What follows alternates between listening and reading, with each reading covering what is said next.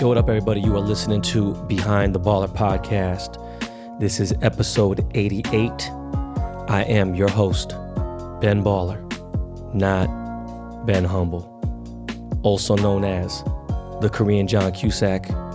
Some people call me the Asian John McCall. You can call me Odesu, aka Old Boy, but I am the original Don Dada, Washed Lord. What is good? On this episode, we are going to discuss, of course, Black Lives Matter. We're going to get into Topps Project 2020. I want to give you a full breakdown from this point on of my releases, of how the autographs are going to happen from now on, how we cleaned all the shit up. Thank you to my assistant, Sean. James Harden spent $1 million in a strip club out one night.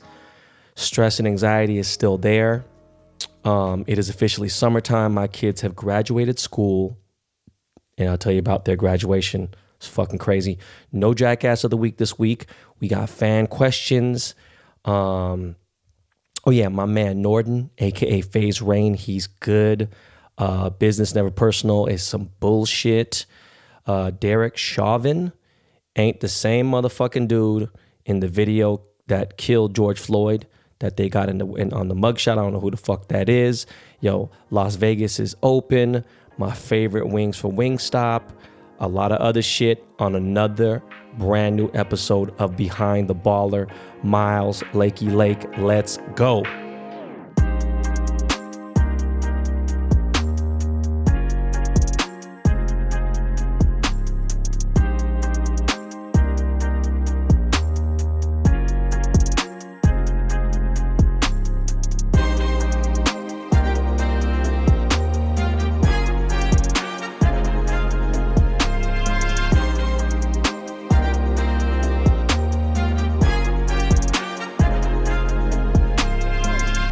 So man, tensions are still high. I have never in my entire life, like I've said many times, even though social media hasn't existed that long, and I mean like Instagram and Twitter and everything, right? We're talking barely a decade, 12 years on Twitter, 9 years on IG. And I've seen some shit, right? Especially on Twitter. I've seen shit, but I ain't seen it like this is some whole other shit. And like I said, I got caught up in the fuck shit thanks to Bro Aze, a.k.a. Peter Billingsley, a.k.a. suck a motherfucking ginger clown motherfucker. I just can't. Bro, man, I can't, dude. You got to just, you know what? I might have to make my profile picture of that dude just because he's so fucking goofy. Anyways, going on. Black Lives Movement is going crazy. YG just had a music video shot at his protest. And there was maybe 100,000 people in Hollywood right there. It was fucking crazy. That shit was nuts than a motherfucker. And that's my guy. You already know. I've known YG forever. Made his first chain. I still fuck with dude. We were just in Dubai before the quarantine. Much love to him. In fact, you know what? I got to give a happy belated birthday shout out to my man DJ Mustard. That is my quarantine partner. Every 3 days, my man FaceTime me just to see what's going on, what's up. We don't live that far from each other, so, just trying to see what's good. And he's staying indoors, social distancing, making sure that no fuck shit is going on because he worried about the virus, as I am too. With that said, I know people out there protesting, and I see people that just, they've been fed up. There's people out there doing it for the great cause. The other day, they did this thing where at 9 p.m., you stick your flashlight in the sky. Everyone do it for 8 minutes and 46 seconds. And you know what? Do you know how fucking long even 3-4 minutes was just to wait to get to the point where like, all right, turn the flashlights on. And then for 8 minutes and 4, you know how fucking long that shit felt? It felt like an eternity. I could not imagine a motherfucking knee to my neck. That's not the point of this. If you look at the mug shots, look at the front profile and look at the side profile. Yes, some of the hairline parts match, but the actual face, if you look at the screenshots and watch that video, watch it 100 times. And I've watched it a bunch of times and it's painful to watch, but watch it. I don't know, man. I'm not into conspiracies. That shit don't look like Derek Chauvin that got arrested. He looked way younger in the mugshot. His chin line is off. His nose looks off. The whole face looks motherfucking off. I thought I'd just add that. I don't know what good it does. It just had me, that shit's just weird as fuck. I don't know. regardless, at the end of the day, all of this is for the better. No matter what anyone thinks, people say it's an agenda. It was the same people that fucking planned coronavirus, all the bullshit. Shut the fuck up, you stupid, dumb motherfuckers. You dumb, god damn, I can't get over it. Like, look, you don't have to go to college, but I did, right? You don't have to, but if your dumb ass just doesn't know shit, like you really can't articulate anything, like your whole life is based on like just listening to too much of the internet. You never lived before the internet, and you can't really decipher what's real and what's not. What, like, could you fucking, like, I know you can make a pizza and learn how to make a pizza. You might be all right and learn how to do it on YouTube. That don't motherfucking mean you could fuck with, you know what I'm saying, Emerald Lagasse or fucking Wolfgang Puck on that shit. It's just different types of things. Now, look, am I going to trust somebody's word that has been working on Italian cars for 30 years and understands why the cars are made that way? It's deeper than just making having a big block American Chevy V8 or something, right? Someone who works on Italian cars for 30 years. Then I got to do it on YouTube who understands a lot about cars, and he's researched a ton of stuff, and he's been able to take the bridge, the Cliff Notes version, okay? And he's great. And now he's working on cars. Just because the price is better and this dude's young and knows, but you think I'm going to trust this motherfucker? No. I'm going to go with the dude who's credited, all right? Accredited, I'm sorry. Anyways, going on. People don't understand that low key, like people still saying, oh, so coronavirus just went away, huh? No one talks about it anymore. What the fuck are you talking about? No, man, this Black Lives Matter shit has taken over the world. Is that wrong? No. There definitely should be more news about how coronavirus numbers are up. I mean, shit, India just posted that they had their highest day rise count, where the fuck it was. And one day it was like over 10,000 infections. Yo, COVID is on the rise. If you look at the red states, look at the states that have been opening up. Look at Florida. Florida is fucking right. And they're saying, oh, look at most of the cases are over 45. Hey, I know you motherfuckers are young. I know my audience is young. I know a lot of motherfuckers that listen to me aren't 45 and older. Guess who is though, motherfuckers? Me. All right. So I got to be, a little cautious about it. Okay. So when I look at Florida's numbers, I do see that their numbers are up like a motherfucker. I ain't talking about just like a little bit of spike. No, motherfucker. That's on some roller coaster shit. They are going up. All right. Las Vegas just opened up. Fucking seen a video of a casino and they in there. Motherfuckers ain't wearing no motherfucking masks. None of that shit. And they don't give a fuck. Cool. Look, even, you know what? I got a friend who's a dear friend of mine, my boy Cisco Adler. He's actually friends with that dude, Bro Aze, which is kind of like, you know what, man? I can't cut dude off because he's my family and his dad's like my godfather. His brother's one of my best friends in my lifetime, whether we speak here and there and whatever. And he's a good kid. He could be annoying sometimes. He could say his little thing, whatever. And definitely, I think he does know that he's lived a very privileged life, which there's nothing wrong with that. I mean, I wouldn't trade his life for mine in any which way. But I mean, it's definitely, he has an envious life. He has a life that's great to live. But he's always like, looking at the glass half full. And that ain't something you want to do with COVID. Coronavirus ain't something you want to look at glass half full. It's like Snoop of all people. Sometimes he posts some memes that are dead on. And the other times they're still good. But he posted one and he said, look, man, racism and COVID-19, they don't matter to people that haven't been affected by it. And that is the truest shit in the world. I got people who sit there and like someone say something like, oh, well, this person just died from this. And then I got like someone who's a super Trump fucking supporter, anti-vaxxer type of person. Like, this is promoting fear and this, that. No, bitch, shut the fuck up. How about us letting motherfuckers know? Just be cautious. Don't go out there fucking, just being fucking free. Like everything is sweet. It's not. Shit ain't sweet. And my wife is kind of like, I want to say something, but say something to that bitch, whatever. I know it's your fucking homie and whatever, but it's like, look, you got to realize I'm not trying to scare anybody. I'd rather just let you know. It's kind of like the whole thing I said from before. I said, look, man, imagine if there was Russian roulette, except there was 100 rounds in the fucking revolver. And then there was one bullet. Like, yo, man, would you want to take that shit? No, hell no, you ain't want to take that shit. And people are like, oh, it's not that serious. For motherfuckers who are a little older, it is. Okay? But then again, rest in peace to my two homies that are in their 30s. All right. But going back to it, understand the shit is real. People who have been infected, who have been sick, who I've spoke to, okay? It is no joke. And, yes, the actual fatality rate is somewhat low. But at the same time, I'm just not trying to get it because my son can't. There's a reason why people are like, hey, how come you're not in the streets? You're not rolling around and doing this. You're not protesting certain things. I can't. I don't know how many more times I got to say it. I can't risk giving my son, I want to give him a fighting chance. I'm not trying to assist him in an early fucking death. Like my son is almost 8 years old. Like he's got to get that fighting chance, man. It's just, I can't risk it. Going on, we will not know. Glass half full, glass half empty.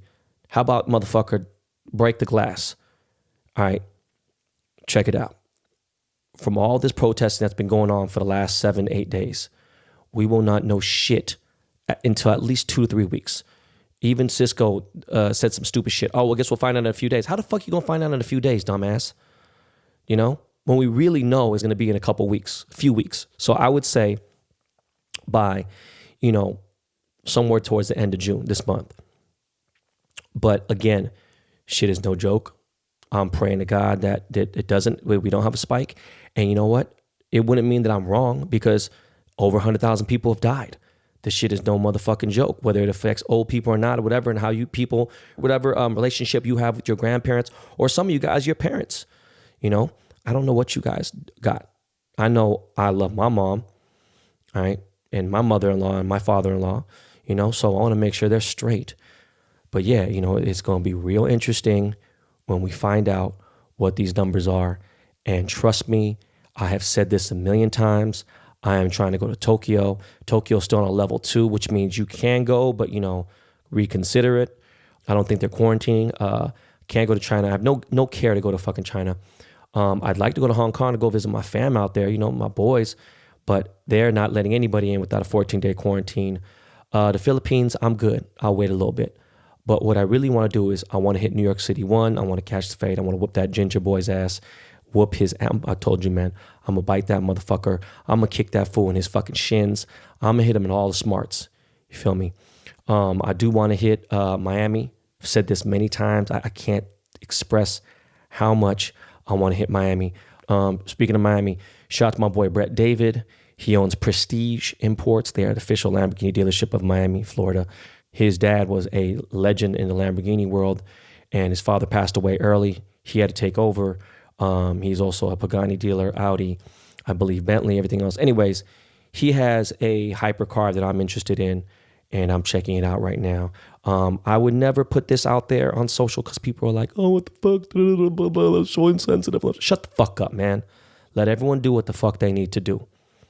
Because at the end of the day, you got a dumb motherfucker like Broaze, Ben fucking, I forgot what the fuck his last name was. But anyways, you got this dumb motherfucker with no knowledge, nothing. You have ate off the culture so long and just, again, cringing, thinking about him saying the culture and then not realizing what I've done for the black community, for black people, out of the love of myself, no promoting it.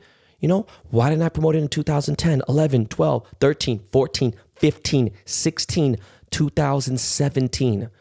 Why? Because I just did it. That's what it was, okay? I had a real fucking great talk with my boy DJ Homicide. Homicide's still like, yo, man, the strip is lit. Shit's opening up. It's crazy out here. But I'm almost 50 and my health ain't that good. He lost his mom, lost his pops. Like, it ain't really like sweet. And he even has some things to say about this whole Black Lives Movement, And obviously, Homicide is black as fuck. He has always been, and he's always been very open-minded as well. But he's like, it's a lot of motherfuckers out here faking jacks, and they are. And he's like, man, you got people out here who really don't give a fuck. All of a sudden you care. Now, I will say this, and he says the same thing. It's amazing because this man's death, George Floyd, has really opened up a lot of people's eyes, and it's cool. But let's see where it really goes. I do think it will go into the positive direction, and I don't know if it's going to be immediate and it's going to be 100% change, but I think there's going to be a big change from this point going forward, which is great. But he's like, yo, you my brother. Literally, you're like my brother. So I didn't know how you stand with black people. And that's how a bunch of people, and I'm talking about prominent people, right? I've had my man Chris Matthews, aka Lethal Shooter, call me. I had my man Van Lathan hit me up. I've had Russell Westbrook. I've had so many different people in the public eye and in the small level. I got on live. If you see last week with just random people, I said, look, I'm only going on live with black people, period. And you see how these people feel about me. And you know, from young to old to whatever the fuck it is. With that said, my kids, well, London and Ryder, Kaya's graduation was just strictly Zoom, but London and Ryder, they graduated. Well, Ryder graduated from kindergarten. He's just turned 6, obviously, less than 2 weeks ago, or 2 weeks ago. London has finished the first grade, going to second, and now Ryder's going to first. And their graduation was a car ceremony. So we got in the car, and I had mentioned on Twitter, and a lot of people were like, oh, what car did you bring, right? And I was like, I brought the Jeep, Trackhawk. And people are like, oh, how come you didn't come floss and something else? And I'm like, I'm not really trying to high sign like that at my kid's school, And another kid was like, well, shit, everyone else is paying $30,000 a year in tuition, right? Why would it matter? I'm like, because these kids don't understand what money is. My son London is barely understanding what's kind of gets like how much certain things cost and what things cost and whatever. And, he does definitely understand that we live in a nice home. I think he does get it when he goes to visit other friends or visit family and everything else and just sees like, oh, we have many different rooms or whatever. And it's just like, all right, cool. But I don't want him or Ryder to be a target. I want them to live a fair life, man. I just want them to have fun. I want them to just be chill. But yeah, we drove around the school 10 times and, just like the little driveway around the area, but it was cool. Said hi to all the teachers. It makes me think about how much I hated my teachers when I was growing up. And then I look back and how much I fucking respect the teachers that are out there now. Now, me coming up, I'm understanding that I was a bad kid. I was a fucked up kid. Now, could have been part of my dad and my mom's fault for the way they raised me and for the way they whooped my ass and the way that they let me be free in the streets and everything else and no direction and anything and whatever.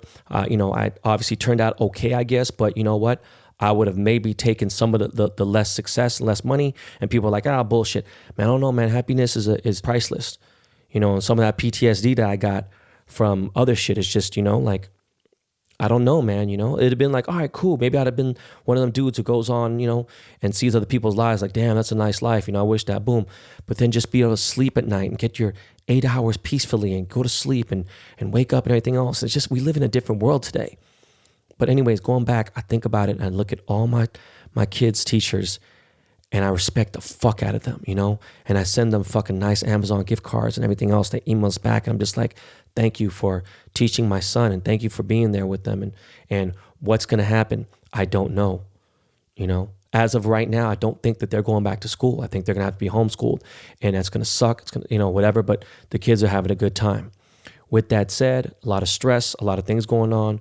I've been signing autographs every single fucking day, literally starting at around 9 a.m. and then ending like around 3, 4 p.m. with like one little break here and there. And I got a lot of shit going on. And now we had got like a foolproof system. And I'm going to break that down a little bit, probably after the fan questions. But, I said, fuck this. My wife was like, hey, let's go do something. And I'm like, all right, what do you want to do? And she's like, on Sunday, let's just get in the car and let's just go drive. So yesterday, wake up early every fucking day. My kids are up at 6 a.m. crack of dawn. And, same old shit. I wake up every morning, every single fucking day, wake up, take a piss, make my coffee, drink my coffee, take a shit, little bit of fucking social media, watch the news on TV, then fucking start my day. So, all that happened except for social media and starting my day and the news and everything. Got ready, packed a little bag. We jumped into Trackhawk and we shot to Oxnard. Why Oxnard? Because it's just a low-key ass area. Didn't want to go to Manhattan Beach. Didn't want to go to Malibu. Didn't want to go to Santa Monica. Didn't want to go anywhere people were going to be. At the same time, it wasn't really that warm. It was still in the high 60s or whatever. And we were able to get to Mandalay Shores, which is like a beach right there in Oxnard in the 805. And we were able to get there in about 50, 52, 54 minutes. So, we pulled up, parked. There's no issue with parking. There was nobody there. There's like a bike trail, so people are riding their bikes. And, quickly, maybe 5 minutes took us from parking the car in the street to walking onto the sand and to the beach. And we laid out some towels and some blankets, and we got the sandcastle tools and all the beach toys and everything. And, we just chilled on the beach for like 3 hours. Just made it real quick and short. And, and London had the best time. I told you guys already, London is a beach bum. He is a water lover of anything aquatic, anything with the water, anything with the ocean. He's just obsessed with it, more so than he is with Roblox, even though he is a Roblox fiend. And we just chilled, took family photos, built sandcastles, ate snacks, and chilled. And I'm a weird dude, man. We're getting sandy and all that and everything. I don't like getting dirty and shit and everything. But, we just needed it. It was something that had to be done. And then, we left at like 11:30, got back to the tilt by like 12:30, and then had some family over while, my father-in-law, mother-in-law wearing masks, and they brought Wingstop over. And I had never, ever, ever have I tried spicy Korean flavor. Now, I have been to Wingstop over 300 times. I don't know if it's 500, I don't know if it's that, whatever, but I have been to Wingstop hundreds of times, okay? I have never, ever in my life tried anything but lemon pepper. I might have had just a regular buffalo wings, but I tried the spicy Korean per recommendation from my Twitter followers, and I tried Louisiana rub, and them motherfuckers is lit. Let me tell you real quick. That ranch dressing that Wingstop has, I used to think that Jack in the Box had the ranch. Now, look, no grocery store ranch can hit like that Wingstop ranch. That shit is a whole different level. And why am I talking about Wingstop? Fuck you. I love Wingstop. It'll only be like once every 2 weeks that I get to even have any kind of fried wings or something like that because of my health situation. Even though obviously I was perfect, but one part was kind of high. I just got to chill. Nothing wrong with that. With that said, we are going to jump into fan questions. So you already know what's about to come up right now. Yes, he goes by the name of @LakeyInspired. LL, take us into the break. We'll be back with fan questions.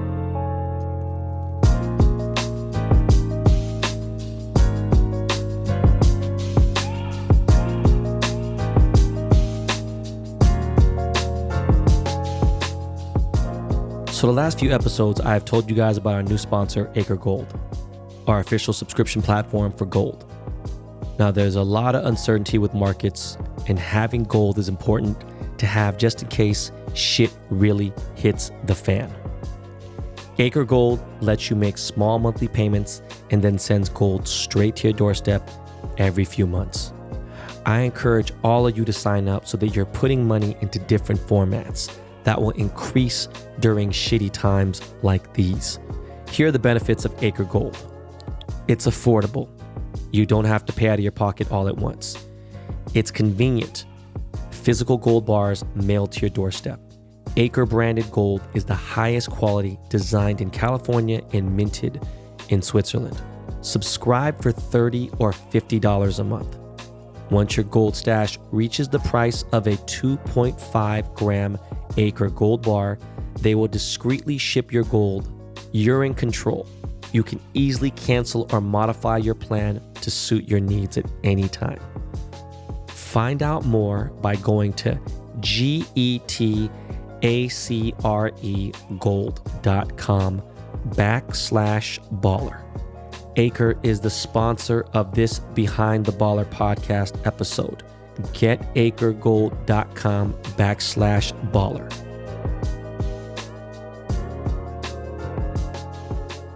So what up, y'all? This is the part of the show where we do fan questions. We only run this twice a month, so it's every other week.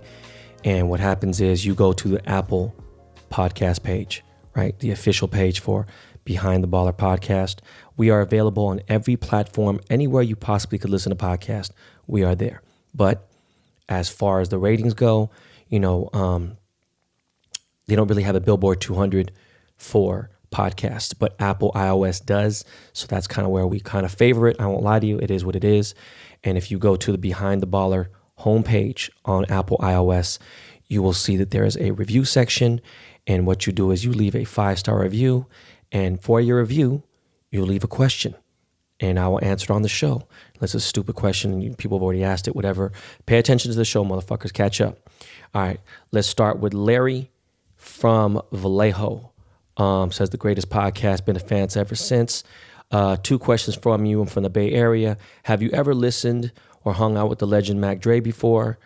Number 2, have you ever had any guilt while splurging on yourself? For example, I make sure my family is straight and got everything they need, but for some reason I get this weird guilt buying stuff I want for myself. Appreciate you, big dog. Thanks for the free game coming. Answer to number 1.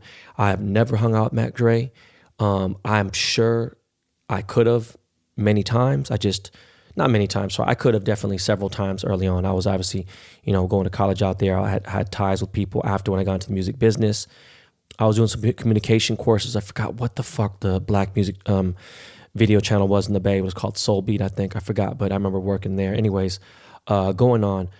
I remember in my dorms, in both at Cal and at San Francisco State, a lot of my teammates in the football team, they are from Vallejo, and some of them from Fairfield.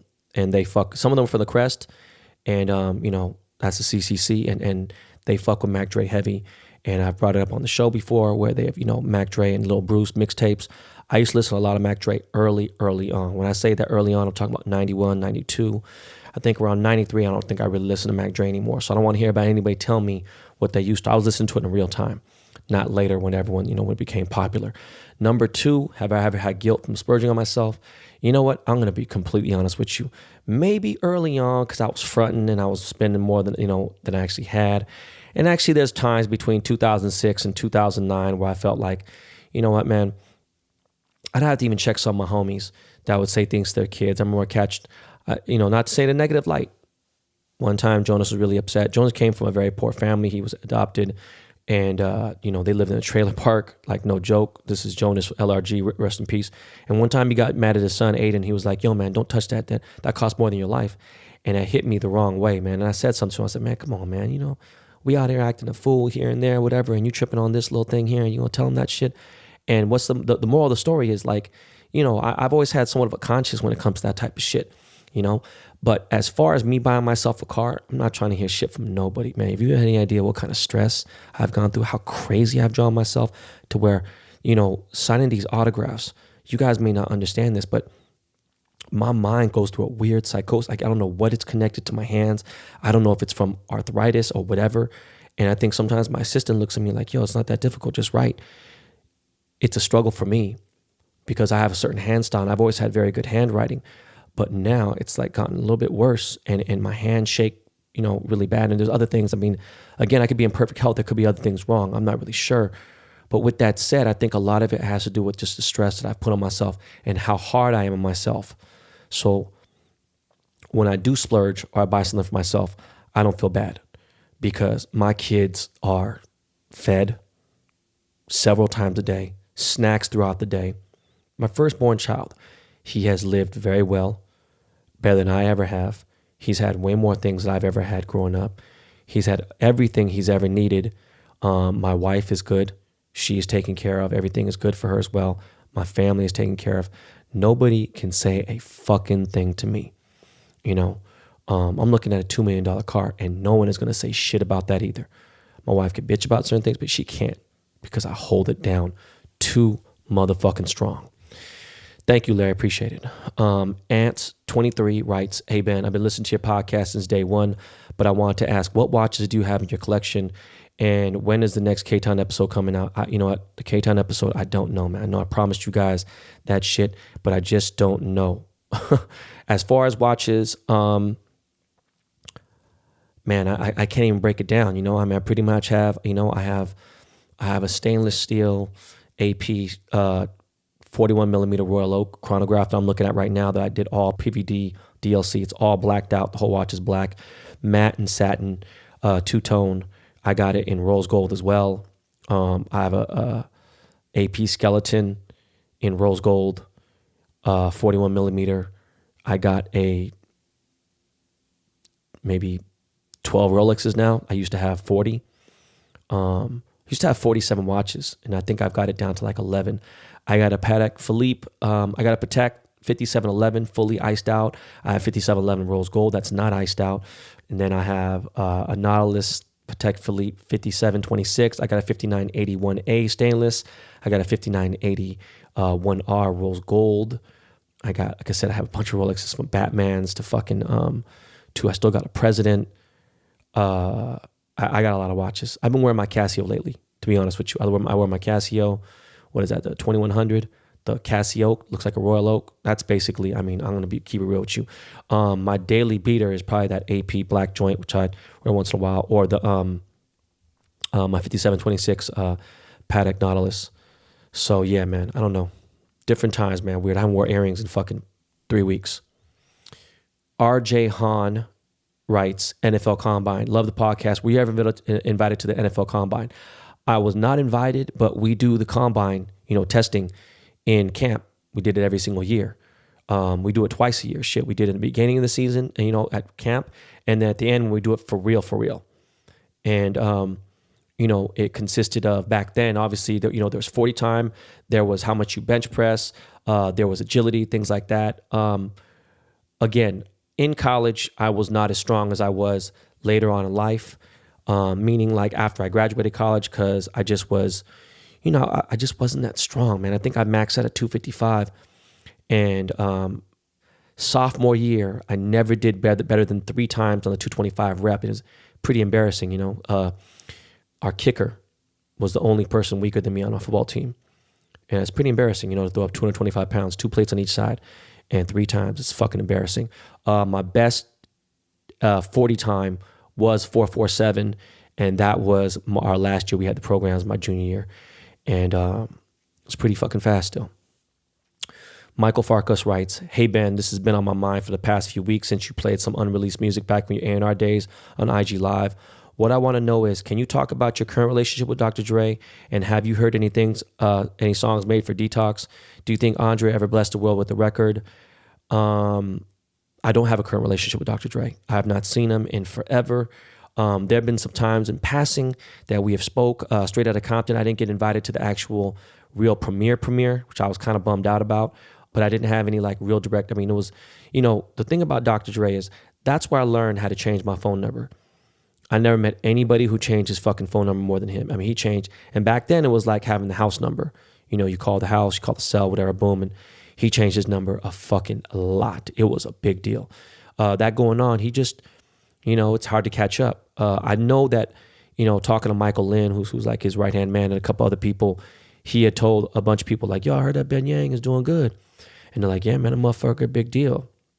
A few years ago, I talked to Bruce Williams, he wrote a book called Rolling with Dre. He was Dre's best friend, right-hand dude for a very long time. They had a falling out somehow, some way. I don't think he got into it too deep, but Bruce is a good dude, and he ended up being like a coach for his son's football team. It's the dude's always been a solid fucking guy. But as far as Dre now, I don't know. As far as Detox, it might have been 40 songs that I heard that was supposed to be on Detox. That was also like 16, 17 years ago. So, now I have no fucking idea. Maybe he will, maybe he won't. I don't know. I mean, he doesn't have to. I'd love him to, though. Agent Jimmy Woo writes, "Dope podcast, football question. Yo, man, been a fan since day one. Appreciate you keeping it real, sharing your life experiences. I have a question regarding your football background. How would you describe your play style as a defensive back during your playing days? What NFL player would you compare yourself to? Thanks." I'm trying to think of a new NFL corner that would make sense. You know what? I was going to say Todd Light because that was more my style. I obviously wasn't a hard hitter. Every so often, I would definitely get a nice little hit. I was a traditional cover DB. There are guys out there that were faster than me, but I had football speed. So I was just generally a cover dude. One good thing I can say is I was never burned for a touchdown. Not once, not ever. Now, mind you, I was third string, so I came in on series. Never started out, you know what I mean? I came in after certain series. With that said, I was a bat away person. I had a couple picks. Never scored a touchdown in college. Someone like Trey Flowers, except Trey's got burned like a motherfucker. But yeah, definitely much more of a cover person. I mean, 6 feet. I was, 175, 180 in college, but I was I had very little body fat on me. Um, After college, I ended up getting down to probably 160 walking weight and just being normal. And then I blew up and became this, and this. Now I'm fucking, 200. But obviously I could shed 30, 40 pounds easy. Not easy, but I'm saying I could afford to. But yeah, that was it. When it came to being a DB on running plays, honestly, to tell you the truth, I dreaded hitting a fullback being my size because these motherfuckers could be two something. It was just they would be just cock strong. So, didn't mind, covering a tight end or anything else, whatever. But when it came to run plays, it was a tough thing. Good question, man. That was crazy, man. That's crazy. No one's ever asked me that. Feast Mode writes, Mr. I Told You So. Does this year's NBA champ get a asterisk? Who's your starting 5 foreign-born NBA hoopers ever? Blessings and peace to you and the fam. Feast Mode. Top 5 foreign? Shit, man. I don't know, man. Fuck, man. I mean, obviously, I'm gonna be biased and say fucking Vlade. Vlade Divac is fucking. You know what I'm saying? That's the Laker legend, man. Who else do I fuck with? Rest in peace, Drazen Petrovic. He was a legend. Who's my guy in the San Antonio fucking Spurs, man? Why the fuck can I fucking not think of his fucking name? As much as he's also another Spur. I hate Tony Parker. Fucking can't stand that guy. But, he was dope. I don't really fuck with Yao Ming. Never really cared for his game too much and anything else. Manute Bol, does he count? I don't know. That's a tough one, man. I ain't gonna lie to you, man. And it would take too long. I'd have to come back because I don't look at these questions.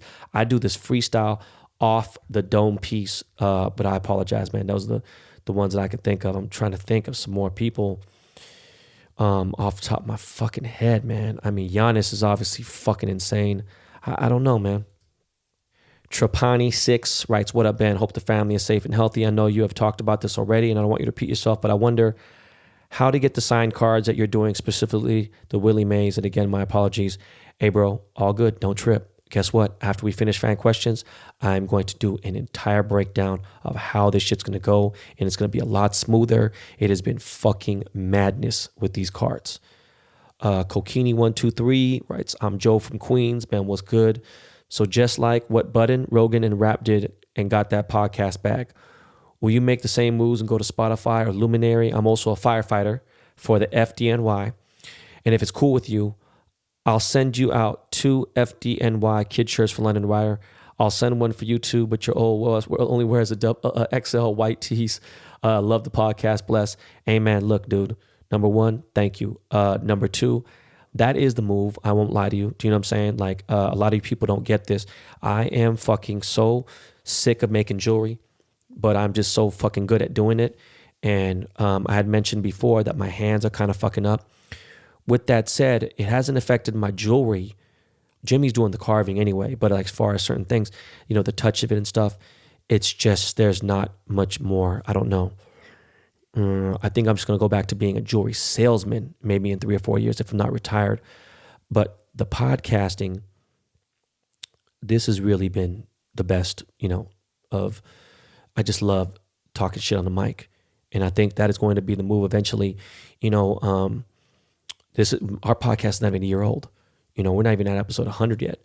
And in August, we're almost there. We will be a year old. And that's still a very new, podcast. And with that said, this is something I love. And shout out to Miles and Jordan for just being so fucking amazing in life and being my producers and being the best ever. They obviously helped navigate that deal and negotiate that deal for Rap. And I think that Rap's going to continue to do big things. And he's been doing this shit for 6 or 7 years or so. I still got some time. Didn't want to jump in too early and get a bad deal. But that is definitely the move that I ideally want to make. I don't need anywhere near what Joe Rogan's making. I don't think Budden is making what, and there's just speculation. Again, and I don't want people to be like, oh, it's a color thing. But no, it's not. I haven't listened to Joe Budden's podcast fully, but I don't think he does. Well, again, I shouldn't count pockets. But anyways, both of them do very well. I think that once I can secure $500,000 a year off the podcast, then that is when that will be my main profession. I will be not doing anything else. I will not do anything else. I have no debt. I own everything. Again, it would, at that point, that would just handle expenses for my kids' stuff and everything else. Their trust would be secure. All my major expenditures would already be good. And all the rest would just be savings. So that'd be something I want to do. As far as London and Ryder, that'd be great, man. London probably wears something that a 10-year-old would wear, and Ryder wears something what 7, 8-year-old would wear. And I really appreciate it. I love when people send things for my son. Thank you so much. 420 Steven writes, question, if you could be a fly on the wall for literally any event in history, what would it be? Fuck, man. Shit, any event in history. Holy fuck. I mean, damn. I don't think it'd be anything in hip hop, man. You know what I mean? Like, I feel like I've touched every single person in every possible story that was significant in hip hop. I don't know, man. I'm kind of gravitating towards Bill Clinton and Monica Lewinsky. You know what I'm saying? When that happened, it's crazy because I fucking grew up with Monica. I had free period with her. We're still friends today. She follows me on Twitter. We follow each other on Twitter. Fuck, man. That's a good one. I wish we can come. You know what? Do me a favor. Ask 420 Steven, can you do me a favor? Ask me this question in 2 weeks. I'm going to do some research on that motherfucker. Big Bill 78 writes, besides Acre, are there any reputable sites to buy larger amounts of gold? You know what? Acre is great for people who don't have a lot of money and they just want to invest in gold and want to be safe in there. Of course, you could buy it in stocks, but you're talking about people having actual tangible, hard gold, bullion coins, a bar, things like that, Swiss bars. It's difficult, Again, like I said, I was buying gold on eBay sometimes just because, you could catch somebody off guard. And if the number fluctuates, I don't know how it figures out, but this was a long time ago. If you go in the gold district, in the diamond district, you could find people who sell gold coins. And that's some of the best places. People who actually sell coins in general. This was a different type of hobby. I don't know yet. It's also another hobby, but I was buying, American Eagle $50 gold coins. There was a point in time where I was buying coins for fucking, I'm saying like $500, man. It was fucking awesome. $500, $600, $700. And I buy 20 coins and it was just dope. And I just sat on them. Never really sold them. The only time I regret is when my cousin was buying gold bars. You know what I mean? He invested, $300,000 back in, 05, 06. And, that was millions now. It's just fucking drives me crazy. Sorry, there are no websites that I recommend that I know of. I can do some research. So Big Bell, if you want to ask again in a few weeks, I'd be happy to answer that question later. Josu Vileda writes, mental health. Hey, Ben, huge fan of your podcast. I'll get right to it. I was let go from work due to COVID-19. I applied for unemployment and was denied. Only thing keeping my mind's kind of sane right now is the long walks I take with my 1-year-old son, but my anxiety is through the roof lately. I don't take medication for it besides yoga and the walks I take. Any advice how to calm my anxiety? Josu, one. Man, I'm so sorry, man. That is the fucking worst. And I can't imagine, one, losing your job, but two, losing your job and having a 1-year-old son. I'm so sorry for you, truly, deeply. Fuck, man, that just really sucks. Strength is a motherfucker. There's times where, it's okay for your son to see you going through it and certain things. At this point, your son doesn't understand that. He's just going to understand energy. So you can't let him see that energy, man. You got to fight through it, bro. You got to really just be strong as hell for him. And if you are with, you're still with his mom, if that's your wife or whatever, I don't know. And you got to figure it out. I can't understand why you were denied for unemployment. I don't know if that was because it was the weird thing, let go. I would still try to fight for that if you can. As far as anxiety, I don't think that medication is a good thing because, you get dependent on it. And then, depending on what anxiety medicine it is and for panic attacks or anything, it could actually worsen it. And you don't want that. There is something called valerian root, Valerian, valerian root. And it's good shit, it calms you down. It might make you a little too calm, so don't take too much and just read the directions. There's another thing called 5-HTP, and that adjusts your serotonin level. Serotonin is the chemical in your brain that releases happiness and things like that. That can kind of do it. If you are taking walks, you are drinking at least 10 full 16-ounce glasses of water a day. I think that helps too a lot. And you got to somehow say, look, man, we're going to find work. It's going to be all right. And I appreciate you listening to the show. I don't know if this helps, but I think you could start there. Those are two things that are fairly inexpensive. Valerian root and 5-HTP. You can find them at CVS and stuff, or a vitamin shop, or Amazon, whatever. And I hope it goes all well. And do me a favor, man, check back in. You know what I'm saying? BehindTheBallerPod@gmail.com. Hit us and give us an update, man. Let me know how you're doing in a few months, man. And I hope you're all good. Will Sleeves writes, love the podcast, Ben. Always an informative and hilarious podcast. Talks all kinds of stuff. Gives plenty of insight on today's culture. What do you think about the C8 Vet? Have you driven it? I have not driven that car yet. I am sorry that I've been a Corvette fan for so long. The only Corvettes I did not like were the ones made in the 70s and the early 80s, that Boogie Nights era. I did not like those Vets. I kind of could appreciate them now. Something about this C8 Vet just fucks me up, man. It's just really trying to be a Ferrari. It's just not. I have not driven one. I know my boy Omi, who was on the show, he has a few of them. I'm a big fan of the C7. Huge fan. I thought about getting one just because, fuck it. It's a fucking great car. It sounds fucking amazing. It's fast. I love the ZR1. I just, I'm not a fan, dog. I'm sorry, man. Just not a big fan of that.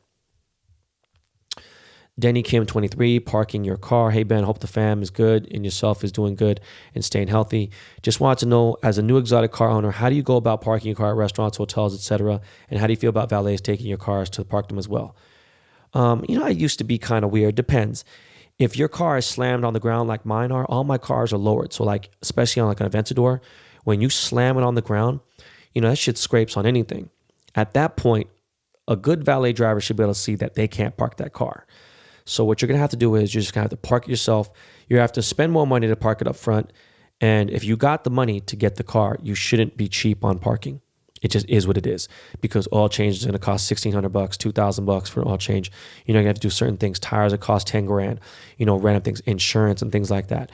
You want your car close anyway. At the hotels, you want them up front. If the cars don't have it up front, I know it sounds crazy, then I don't go there. That's just where I'm at with it, period, point blank. Most of my cars aren't really drivable by other people unless they're going in a straight line. So that's what it is. Even though I have a suspension lifter, even with that, it's got to be careful because my car's low. So good luck with that, but don't be cheap with it, bro. Otherwise, don't own the car, man. Big Rich 415 writes, Ben, appreciate you dropping knowledge. Number one, what are 3 takeaways when you were traveling the world right before getting into the joy business? What 3 locations from that journey did you enjoy the most? Key takeaways. Thinking of my first time in Vietnam, you really realize when you enter the third world, at that time, third world, so many places are fourth world countries now, but third world country, and you realize how the level of poverty over there is not like no other level anywhere else. And you imagine the worst part of fucking Detroit, Cleveland, Compton, East St. Louis, the worst ghetto anywhere in the world. Parts of Louisiana, they just slum, and it's bad in parts of Louisiana. And it's just worse there. It's just real bad. And you think about that, and you're like, damn, and you that right there makes you, and if you don't, then I don't know what the fuck is wrong with you. You just become so much more humble on how great you have it in the States, even though now with this fuck shit going on with Trump and how stupid he is there, and also in parts of the Philippines and stuff, you just become humbled right there. You're seeing people who can live off of, 45 cents a day. You're like, God fucking damn, this is crazy. People who have houses made out of leaves. And then on the whole other spectrum, going to the south of France for the first time and being in, Saint-Tropez, Monte Carlo, the French Riviera. And you're just like, damn, again, I've said this story so many times, but like, paying $60 for an orange juice and a bagel, it's different things. You're just like, what the fuck? One other thing is, traveling to any country outside. At that point, I remember I had hit shit, man. I had hit so many countries, right? I hit almost everywhere in Europe. And to tell you the truth, the Europe shit was cool. It was good. I was ready to go home. It was really when I got to Asia and I hit everywhere.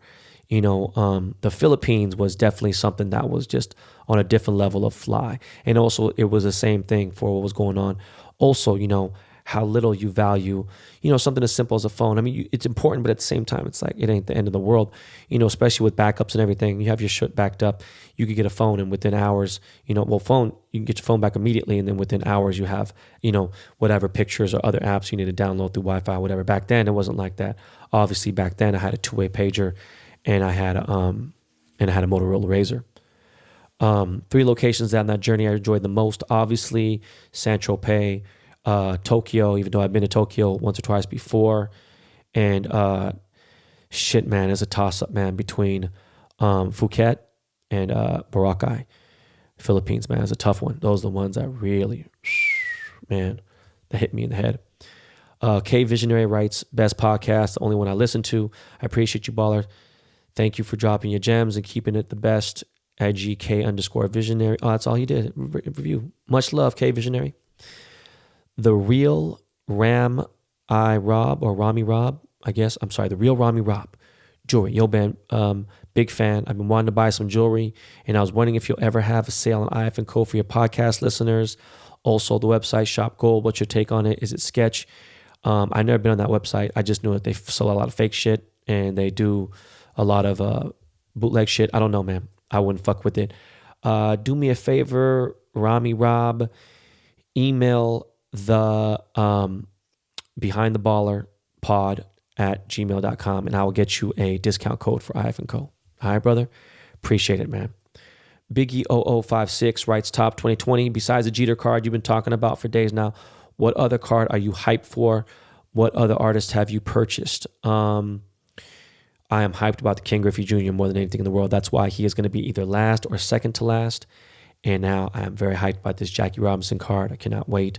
I was trying to drop it this week, but obviously, I already had a card in schedule. And while that's going on, Black Lives Matter, I think it's, only right that King Saladin drops that before me, even though there's been other ones I'm saying the scheduling wise. Other artists that I've purchased from Saladin, Keith Shore, obviously Blake Jameson, Mr. Cartoon, and Don C. I need to probably fuck with some other people too. I've been kind of self-obsessed in this situation. I got a lot going on. 415 to the 206, down since day one, been listening. I'm collecting all your cards. When you do a signature tour and I pay $400, does that pay for one signature? I don't think I'll be doing a signature tour. I don't know if you listened, or maybe it was before I had mentioned this. But yeah, I'm not doing a signature tour.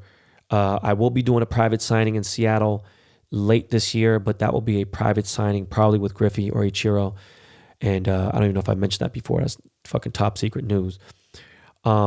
Might be doing one in New York City with Doc and other people, but it'd be private because of the situation with COVID. If everything changes, you would know here. There is going to be a quick strike autograph signing soon, I would say inside a month or so, in the Los Angeles area. So stay tuned for that. But yeah, at the autograph signings, I don't think that they'll be as high as 400. It would be a different setup because I'd have to split revenue with someone else. 400 is what you'd pay for a limited edition autograph. There'd be a very high-end autograph that would be between 1 to 5 or 1 to 10. Most likely 1 to 5s and 1 to 10s are going to be the ones that are up in the thousands of dollars range. AT does it, writes, have you been to Drake's house yet? I have not. His new $40 million mansion castle in Toronto, I was there when he was building it. He had shown me blueprints years ago, 3-4 years ago, and seen it now that it's done. I must say this because he has done a FaceTime and I've seen it all. And I've seen some extensive real pictures through text that he sent me and stuff. And obviously, I've been to all his other cribs. I will say this. It is the most beautiful house that I've ever seen out of anybody that I personally know, out of anybody that I know of. Now, I know that there's houses for $200 million and this, that, and a third. There's a house for $100 million. There's some insane houses. Now, I'm not talking about the location. I'm just talking about the home itself, decor and everything. That is the most sickest fucking house. Prince's house wasn't that sick. Mark Wahlberg's fucking $25, $30 million house is not that sick as this. Michael Jackson's house wasn't as sick as this. Okay, Jay and Beyonce's house is not as lit as Drake's. Drake's house is in fucking insane, and I can't wait to even walk in. Kanye's house is nowhere near as dope as that. His current house is not even fucking with that. Some different shit. J404 writes, K-Town Destroyers. Ben, big fan from the ATL. Definitely appreciate you dropping twice a week, even through this pandemic. Has anyone famous purchased any of your K-Town Destroyers? And do you regret getting rid of any of them? No, I don't think anybody famous has bought. Well, I don't know if it's famous. Actually, I got an ATL legend, an Atlanta legend, my boy T from Exclusive Game. He's got a spot in Buckhead. He's got a famous store called Exclusive Game, and he's an Atlanta legend for sure. He bought my 458 Italia. The only one I actually ever regret getting rid of would probably be, honestly, my Paint to Sample GT3 RS. That was probably K-Town Destroyer 6, I think. Was it 6 or was it 5? It might have been 5. I'm not sure. I can't even keep count anymore, right? But my Grace Jones, my Paint to Sample black GT3 RS was the one that I regret the most by getting rid of, or the only one I actually regret of. Danny 1192 writes, what up, Ben? Been listening since episode 1. Love the podcast. Always looking forward to Monday and Thursday morning to start my day. My question is, what is your favorite restaurant in San Gabriel Valley? Any cool stories about El Monte? I remember my mom made some money. She had bought a car from Longo Toyota, which is in El Monte. That's about it. Longo's now, I think, Penske. Favorite restaurant in San Gabriel Valley? Shit, man. I mean, maybe NBC Seafood. There used to be a place called the Green Village I used to love. The OG Din Tai Fung was my spot. And that was in Arcadia, right? It's Arcadia. There's a spot in San Marino. I don't know if San Marino, San Marino is definitely SGV. There's a breakfast spot called Dupar's in Pasadena that just went out of business. It's so fucking sad due to COVID. But Colonial Kitchen is a nice little low-key spot that I like in San Marino as well. Oh, you know what, though? I forgot. Pasadena. Is Pasadena San Gabriel Valley? Anyways, the Langham. That's just my favorite spot, man. Fucking every restaurant in there. Every fucking spot in the Langham. The steakhouse is off the chain. The patio restaurant. Their main, hotel restaurant is off the chain. I think they're still closed, though, right now. Sticky2385 writes, what is your worst experience at the Slauson Supermall? Greatest podcast. I had someone try to rob our store, and during that time, there was a fight. So they basically started like a 15 on 15, like a real fight. They got into a real fight with somebody. They started a fight. That fight started a commotion way the fuck on the whole other like J17, way far other end of the mall where the tattoo parlor was, and the little liquor store, little fucking like a little liquor store, like convenience shop was, and we're at B11 at the whole other end, and all the cops and all the security guards diverted over there, so we had no security guards on our side, and the motherfucker tried to smash the glass, and he did smash the glass. He tried to take a $100,000 cross, and then we had to get our shit shut down, and then after that, we just had a sling of fucking attempting fools trying to come up. And it was a crazy part. That was the only time it's ever happened. And then we found out who it was, and the motherfuckers got fucked up. I've never really had any other issues. Oh, you know what? I'm sorry. I had a dude accuse me of switching a diamond one time. And it was just stupidest fucking most asinine shit. I was like, yo, bro. Like, man, this ain't the time to try to take advantage of and try to call me any kind of thing you want. It's like, bro, stop, man. It was really the most stupidest fucking thing in the world, but he tried to make a fucking huge movie deal out about it. It was just bullshit. Dude was just fucking 100% fake, man. Most authentic podcast out, Brian K, Premier Vibes. Huge fan of the show. Used the whole quarantine to start the podcast and get current, great content. Real talk. Question for you. Are you pivoting from your jewelry and your other streams of revenue since the pandemic effect? Are you trying to get into anything else at the moment? The Tops collab is fire. Keep being the voice of the people. Hope you and the family are safe. Check out the Jersey City NYC COVID relief efforts at Premier Vibes. Raise $40K for small businesses, first responders. Keep changing the stereotype for Asian culture. Come check out the new pop-up drive-in theater. So I guess you're in Jersey or you're in New York. Would love to check out a drive-in theater. Don't know if I want to do that in New York City, I'd be honest with you. Am I trying to get anything else? No. I'm sticking with what I got right now. I still got the cannabis strong. VVS took a little slowdown because of 300,000 pens were stuck in customs. We just got them out, so we get rocking now. Jewelry still good, still chilling. And yeah, the Tops thing has definitely brought a whole nother vibe to it. And I'll definitely check out that charity. Appreciate that, man. AC55th writes, thank you for the awareness you have brought to me for the whole coronavirus. Unfortunately, I was infected, now recovering. My question is, when you used to come to Chicago, what restaurants would you eat at? High end or low end? Much love from Chicago, and thank you, playa. I used to fuck with Lawrence's. I used to fuck with Buffalo Joe's. I used to fuck with, even though they have one in LA, but Fogo de Chao in Chicago felt a little different. There's this place called Japonés that I used to fuck with a lot. There was a spot at the Elysian, I think it's the Waldorf now, that was dope. This was when times were different. There was a really nice place at the Trump that I fuck with. I've been to a bunch of little hood spots, little taco joints and everything. I ate a lot of places fucking Chicago, man. I had an apartment there, so random places. I can't even think of the names. A couple sushi spots, Casey 1998 writes, just wanted to know what was the most regrettable purchase you've had in your adult life. Love from Dallas, Texas. I think my K-Town Destroyer 1, my black Lamborghini, that was the biggest I regret that purchase. I lost $140,000 on that car just to have the car be black and had a little bit of a better transmission. I honestly could have just dealt with the transmission on my orange Lamborghini, which I only owned for a few months, put the wheels and did everything to that and just left it alone. I wish I just never, with both those combined, I lost almost like 180 grand. It was the stupidest fucking thing. That was so fucking dumb. I look back at it now and I didn't need to have that that black Lamborghini. I could have had those sick ass wheels in the exact same color, black with the gold. Could have did it on the orange. I had the back so it looked like an LP 750. That was just stupid as fuck. And I could have did everything on that. That shit would have been dope and I would have had no issues, no nothing. It was fucking stupid, man. What else, man? All right, yeah, we're getting down to the last two questions. Anthony from NYC writes, Ben, I'm a huge fan of yours. Love the podcast. Have been a fan since early Instagram days. 1, what made you want to get into the cannabis industry? Number 2, what is your favorite strain from your Ben Baller Did the Strain line? Is available at dispensary. Cat dick looking crazy on your Instagram video.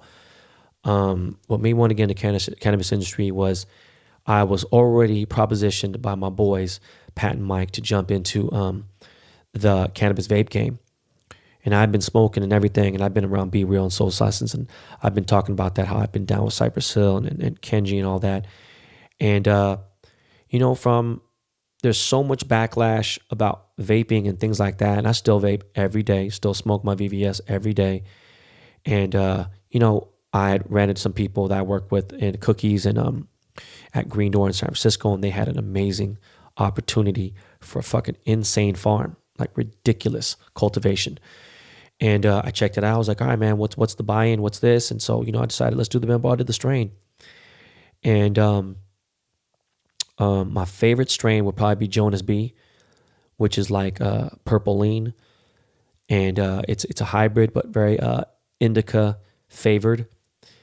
Cat dick is dope as fuck. It will be available as soon as I can get out there and do a proper launch. I've been waiting because I don't want it to launch without me. It'll be available at all the fucking shops in the Bay, all the Cookies and all that shit and everything else, Green Door and everything. And then in LA, I'll get that shit popping. But I appreciate your interest. Day 2 times writes, Nipsey Hussle, day 1 fan, no cap. My question is, what will it take you to come to Alaska and drop your VVS pens up here? Big MJ State, Dejan, Anchorage, Alaska. Hey, bro, I've only been to Alaska one time in my life. What will it take, man? I don't know, man. I don't think it's going to happen, bro. I got to be real with you. I would love for VVS to go out there. Tell you the truth, I am actually thinking about transitioning the company. My partners, we're just kind of like, everyone's doing different things and we don't have the time to focus on that. So I think that VVS is possibly going to go up for grabs. It is a great brand. It looks great. It looks expensive. We did a great job with the design of everything on it. And I think it is time for another owner to own it. I don't think I'm trying to come up for a profit. I think we just want to kind of get it out there and be good and let that name run. And that is it for fan questions. Yo, man, I appreciate it. Right now I need a longer Lakey Lake break. So Miles, man, hit me with something funky so I could drink some water, and we'll be back with the end of the show.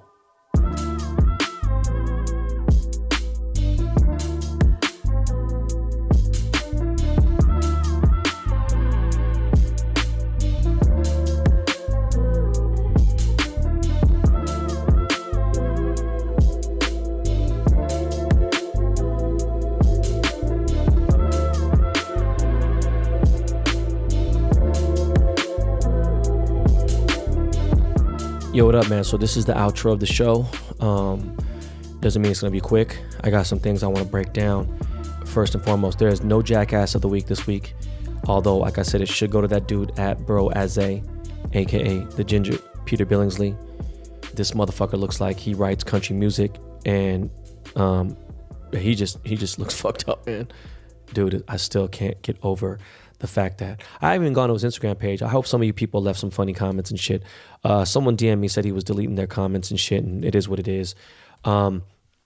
Get to baseball cards. There is only 24 hours left on my rare error auction. I wanted to say for everybody who's bought cards, okay?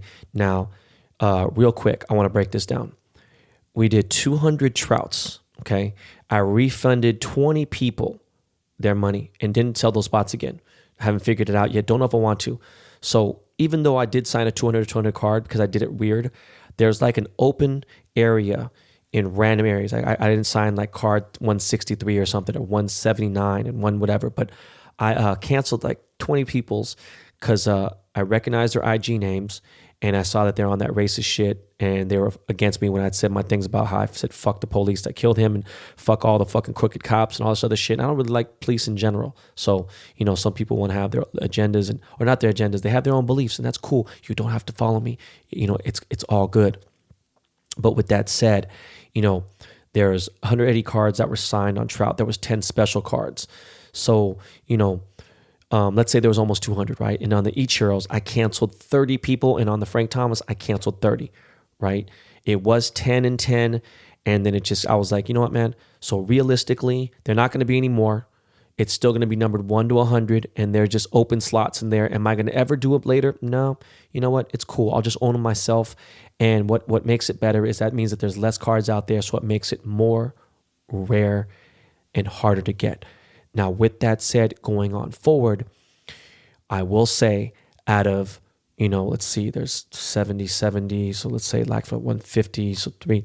Let's just say total, including the super rare limited edition cards, there are 350 cards that exist with autographs so far, okay? Almost 200 with the Trout, rare, and the set of 200 that never happened.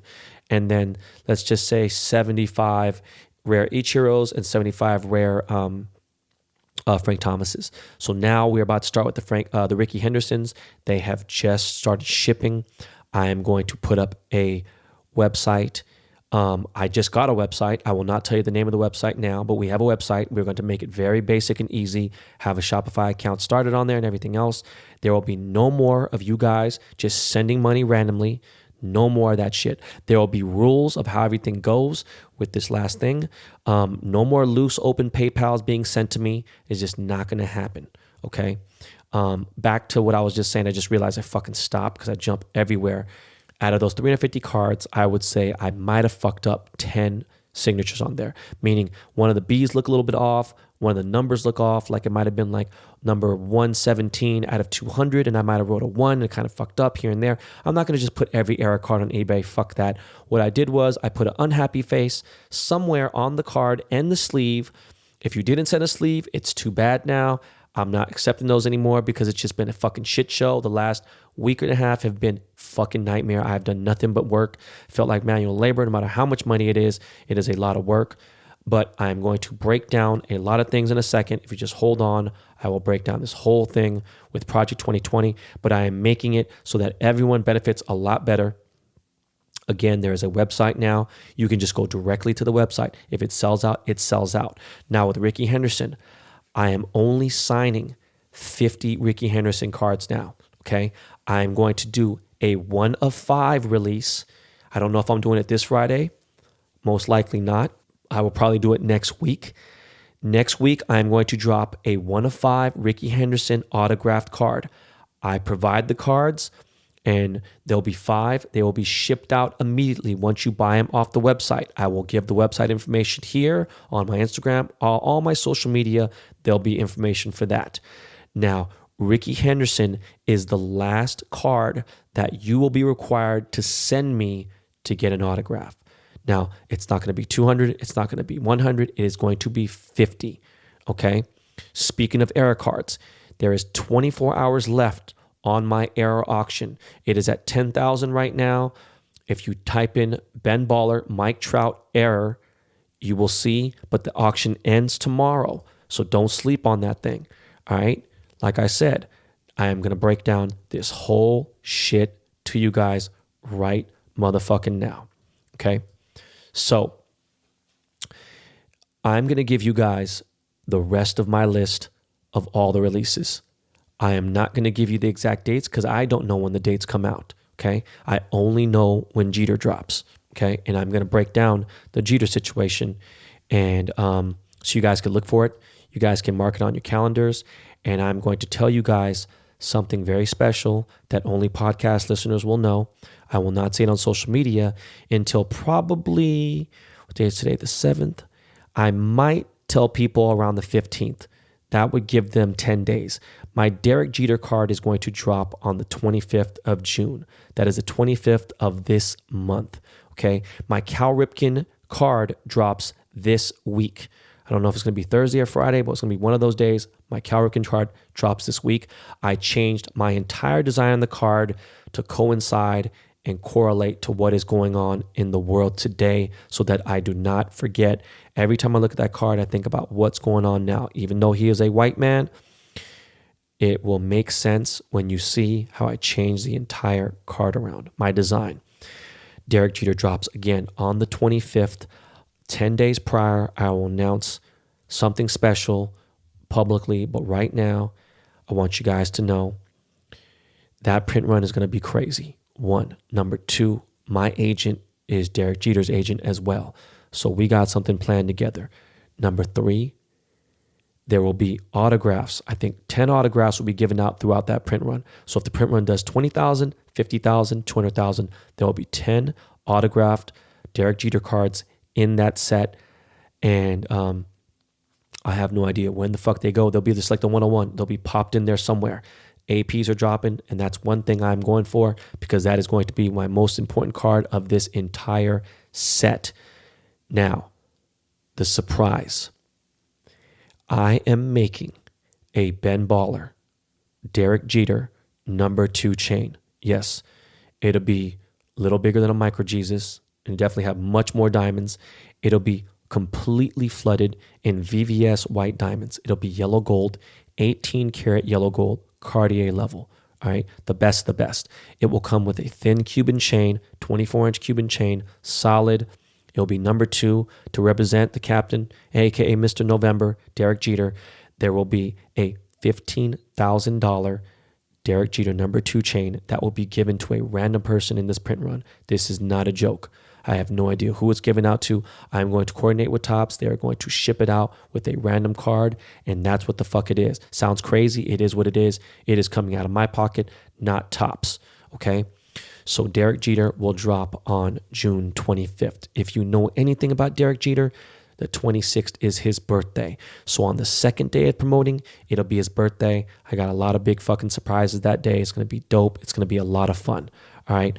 Now, again, Ricky Henderson will be the only card that I am dropping without having the card physically, okay? For all you guys people, you guys had to send me your Churro, send me your Frank Thomas, send me Mike Trout. Ricky Henderson will be the last one you have to send me, okay? Now, from this point on, I did 100 Ichiros, only technically exist in the world. I did, supposed to do 200 Ichiros, 200 Frank Thomases, and 300 Mike Trouts. I cut that down because I felt like those were too many. Ichiros are done. The rare 1 of 5 is done. It's supposed to be a 1 of 10. Nope. Frank Thomas, supposed to be a 1 of 10, made it 1 of 5. Those are done. All right. Mike Trout was a 1 of 10. That's done. The 200 cards, those are done. Only about 175 cards exist. So they're more limited than you think. So from this point forward, there will only be 50 cards autographed BBDTC. Ben Baller did the card. There will only be a 1 of 50 release, and that is it. There will be 50 cards, period, released, and that is it. Okay? I don't want to say it again. That is it. Now, I told you I will have a special quick strike autograph signing in Los Angeles. I'm going to figure out the social distancing. I might provide the masks and everything else. It will be announced weirdly, meaning I'm going to announce something at 9 or 10 a.m. on a certain day. And if you're around, boom. And then I'm going to say, hey, listen, man, I'm going to be at this spot from like 12 to 2 p.m. or 12 to 1 p.m. And that's it. Whatever I sign, and that is it. And it's going to be dope, and it's going to be fun. It's going to help out one of my boys' hobby shops. But here we go. Ricky Henderson, 50 cards only. Dwight Gooden, 50 cards only. Cal Ripken, 50 cards only. Derek Jeter, 50 cards only. I was going to do 200 Derek Jeters. Doing 50. That's it. Mariano Rivera, 50 cards.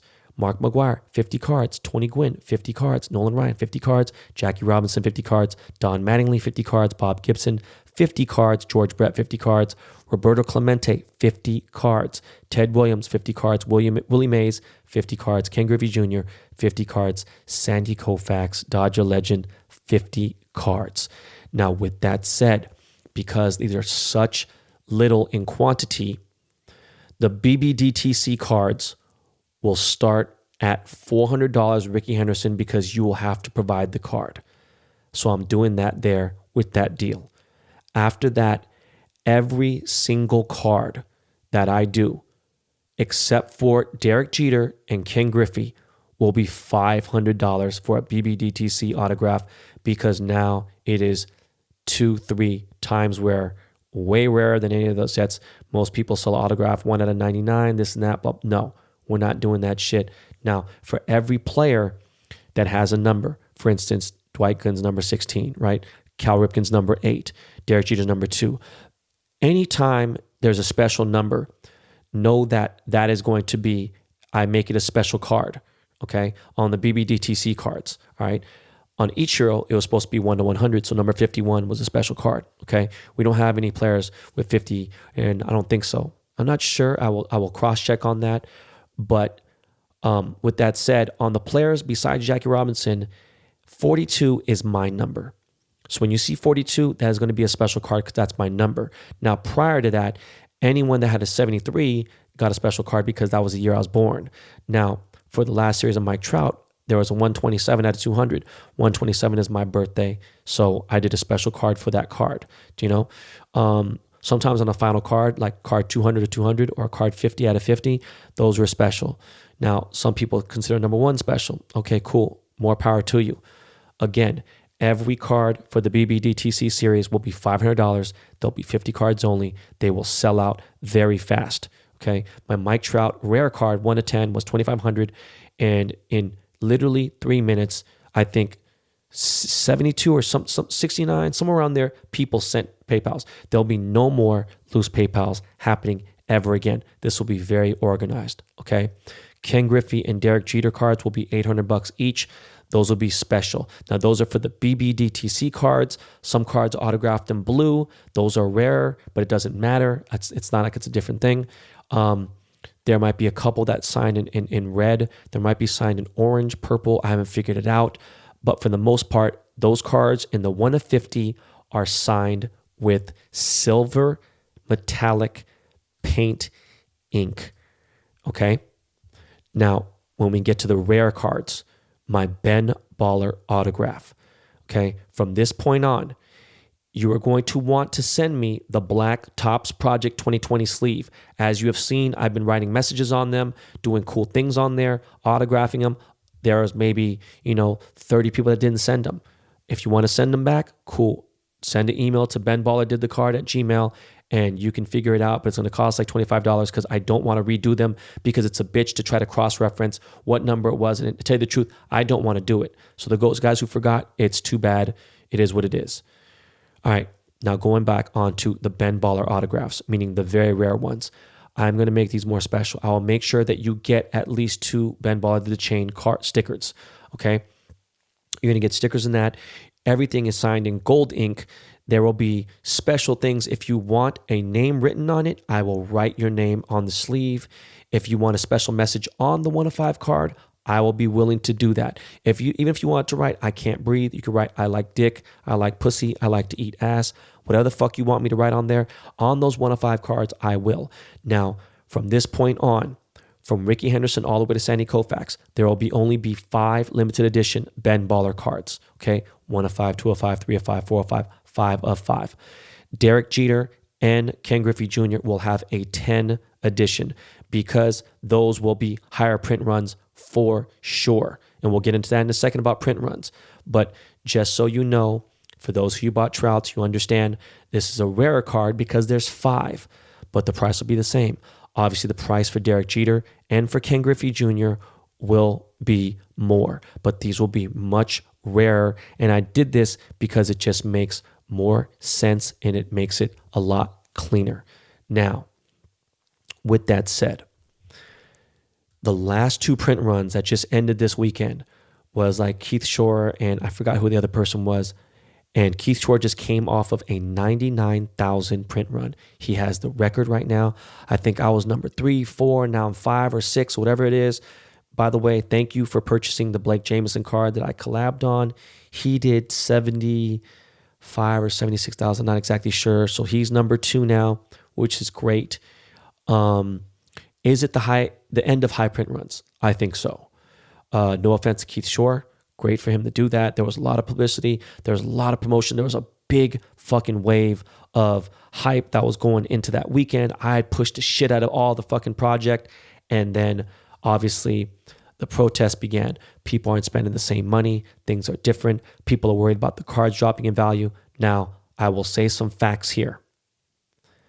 Not once ever have I told anybody listening to this show to buy a card at more than $20. Fucking do a recording of it.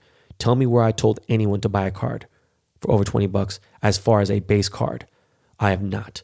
Autographs different because a lot of my fans want something special and sentimental. Some sell it, some don't. It's up to you. If you still own a Ichiro that you paid $20 for, guess what? Just seen an auction end today for $1,900. All right. The other day for $2,000. Right. People have sold them for $3,000 here and there. That card in December is going to go up double what it's going for now. I know that. I just do. And then it'll go down in a correction, whatever. But at the end of the day, if that card consistently sells for $1,500 even, and you spent $20 on it, do you have any idea how fucking much you came up? It is fucking smart. Now, you got someone like Keith Shore who signed 99,000 copies, right? He's averaging $9 a card. Do you have any idea how fucking crazy that is? Because that is less. If you bought a 10-pack, that means you pay $12.50, then you got to pay shipping. You might have paid $13, $14. Then you got eBay fees, you got PayPal fees, whatever. It's averaging $9, $10 resale. Nah, bro, that's just not going to happen. People have a little more respect. No disrespect to him, but it's like I have a fan base outside of the hobby. You know, I would say maybe 10% or 20% of my fans, maybe 10% are in the hobby. And that's a high estimate. The rest of them just want to fuck with what I do and what I got going on and all the projects I have going on. So that is what I will speak on that. I think the high print runs may be down, but you know what? 10,000 bottom is not that bad. Okay.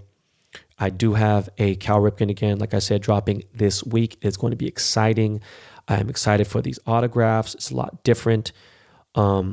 Excited for this Jeter project that's going on. And man, look, I cannot wait to get this entire project rolling because I have some other surprise announcements to make about the hobby and my future in it. I haven't spoke about it, but real quick, man, Anything I say from this point on has nothing to do with my endorsements. If any of my endorsements were to drop me due to my beliefs on what is going on with racism, with the police, or anything, then fuck them. You could hear it straight from me here and there. Fuck you, keep it moving. I could do it myself, or I could do something else. If anything, I make a brand hot, I make them look good, and I sell products for them, and people believe in me, and I believe in equality. I'm not out to fucking unfair anybody. I'm not here to fucking to con anyone or any of that shit. That is not my life. My name is not Jay Mazzini, all right? That is not me whatsoever, okay? People say, like I said on my Twitter, people say, oh, it's business, don't take it personal. Nah, man. That fucking 30, 40, 50-year-old fucking saying is out the window. Because you got motherfuckers be like, oh, man, you know what? That guy said the N-word, or this guy, doesn't like black people, doesn't want to play, Asians in his store, he calls people gooks and chinks. Nah, dog, I ain't going to take money from you. It ain't no more that, it's just business. Just get your check and fucking, why you going to worry about what they do behind closed doors? Because I do. Because later it affects your business when people start realizing that some motherfucker's a piece of shit, he's a racist, he's a scumbag, he's a child molester, whatever the fuck it may be, all right? You affiliate with that person and it could fucking be detrimental to your career and your livelihood. So that is not rocking with me. Thank you everyone in the hobby for supporting me. I appreciate it. Now into some funny shit.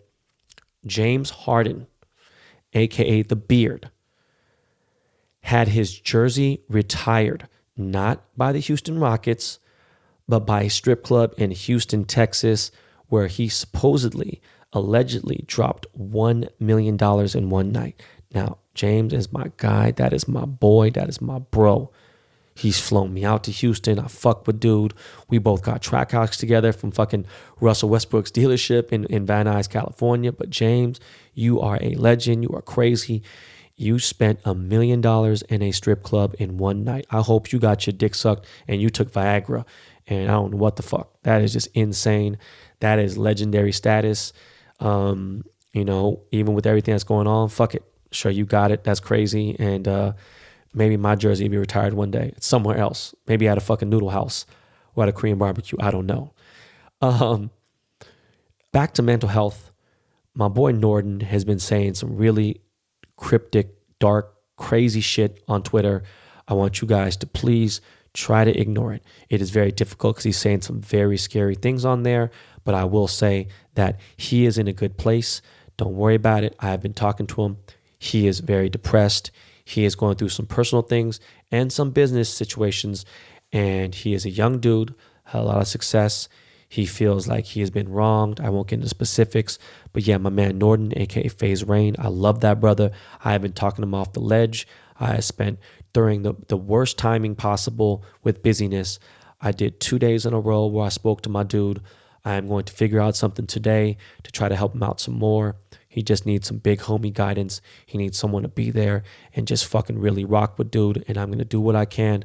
So all you FaZe Rain or really Nordan fans that fuck with him, I appreciate it. I think everyone right now has had an unbelievable amount of stress and has a lot of anxiety going on. I'm still thinking about dude who wrote me the letter about getting let go from COVID-19. And then he got denied for unemployment. He's got a 1-year-old kid. It's very sad. Shit ain't fair. Life ain't fair. And right now we're going through more trying times than ever. That is why I have to say again, man, anger may release some tension, right? But violence, being mad at people, getting upset at people and certain things. I'm not saying let somebody slap you in the face. At these times right now, you don't know what people are going through. When someone is yelling and cussing and screaming and certain shit, leave them alone, man. You don't know what's going on in their lives. A lot of people have lost loved ones. There's a lot of tension. It has to get worse before it can get better. I truly believe that. So you got to do some deep breaths, woosah, try to get some exercise in. Even my ass is getting exercise in. Riding a bike a couple miles, trying to do what I can, stretching. Speaking of which, we got a special little therapeutic ad coming through soon. Something I fuck with heavy. I won't say the name, but man, anxiety is there. If you are drinking a lot of water, if you are working out, I will say that does help because you are focusing on moving, getting your blood flowing. And it's when you are fucking, sitting around, you might have some allergies that you don't know about. That's why you should get checked up if you can. You're sitting, got a pot belly, a little overweight, then ate a pizza. You don't fucking realize you don't feel so good. You feel like dying. You can't breathe that good. And then that stresses you out, puts anxiety on you.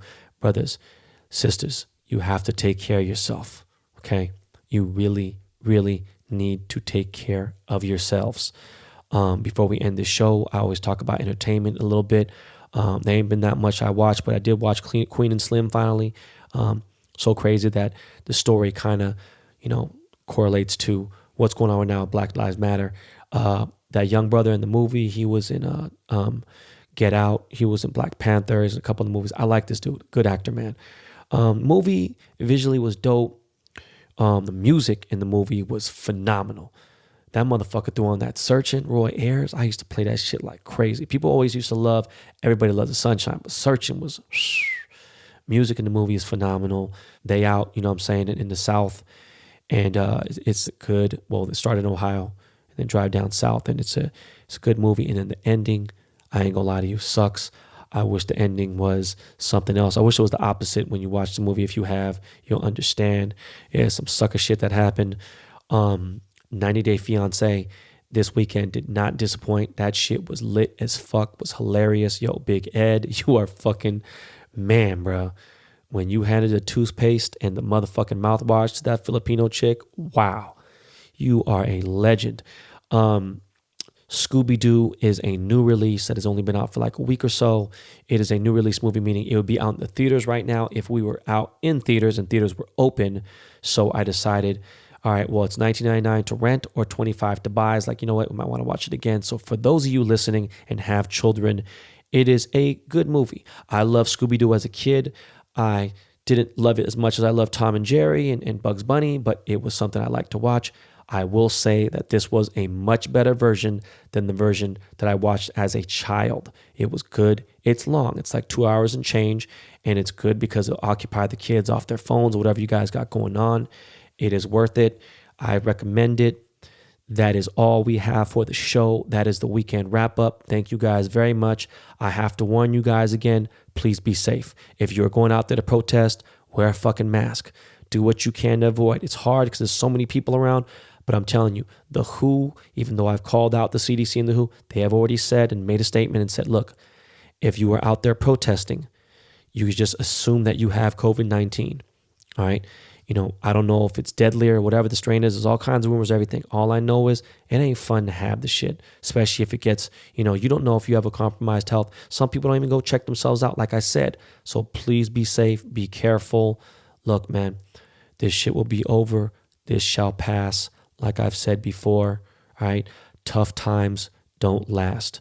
Tough people do. All right, everybody.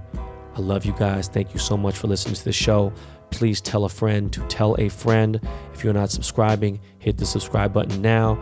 We drop every Monday and Thursday at 12 p.m. Pacific Standard Time. This is a Dust Brothers production.